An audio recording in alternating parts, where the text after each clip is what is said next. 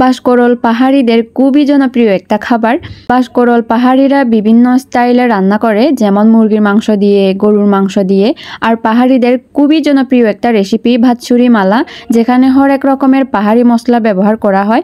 আজকে আমরা উপরের কোনোটাই রান্না করব না, আমরা রান্না করব পাহাড়ের বিখ্যাত ঝিরির কাঁকড়া দিয়ে বাঁশকরল। প্রথমে আমরা কাঁকড়াগুলো পরিষ্কার করে ধুয়ে ফেলবো। অনেকেই জিজ্ঞেস করতে পারেন এগুলো কি কাঁকড়া, কোথায় পাওয়া যায়।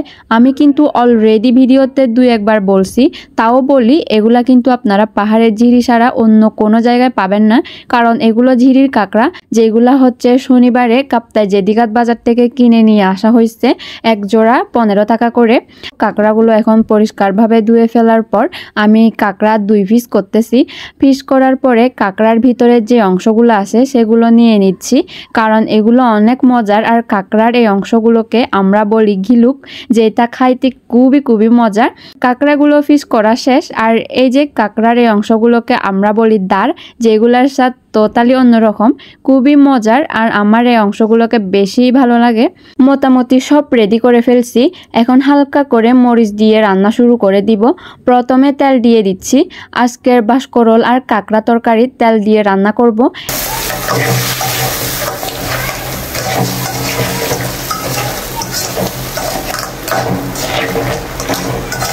এখন কাঁকড়া আর বাঁশকরলগুলো দিয়ে দিচ্ছি।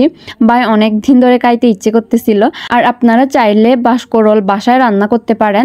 যারা নাপ্পি খান না তারা মুরগির মাংস দিয়ে খাইতে পারেন, আর গরুর মাংস দিয়েও খাইতে পারেন। রান্নার প্রসেসিং নর্মালি মাংস যেভাবে রান্না করেন সেভাবে রান্না করতে পারবেন। যাই হোক, কথা বলতে বলতে আমার তরকারি অলরেডি গরম হয়ে গেছে। এখন ঝোল হিসেবে হালকা করে নাপ্পির পানি ব্যবহার করব।